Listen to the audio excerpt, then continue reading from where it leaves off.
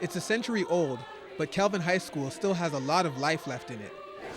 Today, the school community, they call themselves Kelvinites, filled the hallways as part of this weekend's celebrations of the milestone.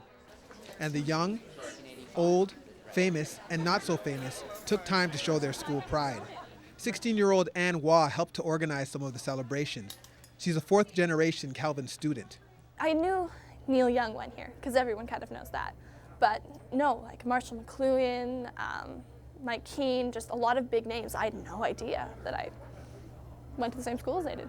The list of famous Kelvinites goes on and includes columnist Andrew Coyne and entertainer Fred Penner. But the school also has a strong connection to World War I and World War II. The wars claimed the lives of 300 young people who once went to the school. It's a connection history teacher, Chris Young, has tried to highlight to students with a research project about Kelvin alumni who served in the Second World War. The project took 13 students to Europe this past spring break. We went to these sites, we went to Juno Beach, we went to Dieppe, but we also went to the cemeteries where these particular soldiers are buried. And each one of my students did a presentation on one of the soldiers that they studied for several months beforehand. That part of Kelvin's history is captured in a remembrance room. A book containing the names of students who served in World War II will also be dedicated at the school tomorrow. Today, throughout the hallways of Kelvin, former graduates gathered to share stories.